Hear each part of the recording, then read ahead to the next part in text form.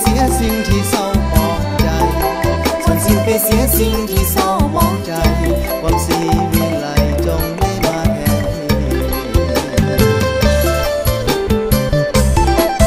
ที่หัง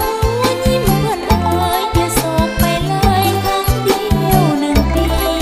วันนี้เลิกงามยามดีวันนี้เลิกงามยามดีเอามาสวัสดีปีใหม่ หากใครเจ็บซ้ำคมคืนขอจงลาบเลือนซึ่งสุขต่อไปหากได้สุขแล้วขออย่าแคล้วคลาดไปหากได้สุขแล้วขออย่าแคล้วคลาดไปเอาขออวยใส่ให้ทุกท่านโชคดี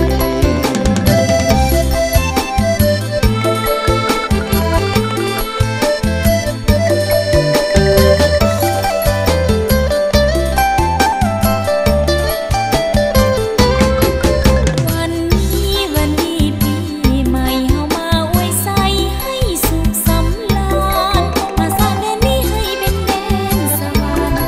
มาสร้างแดนนี้ให้เป็นแดนสวรรค์มาฟ้อนนำกันฉลองวันปีใหม่ ความทุกข์ที่เคยประสบจงอย่าได้พบผ่านอีกต่อไปส่วนสิ้นไปเสียสิ่งที่เศร้าหมองใจส่วนสิ้นไปเสียสิ่งที่เศร้า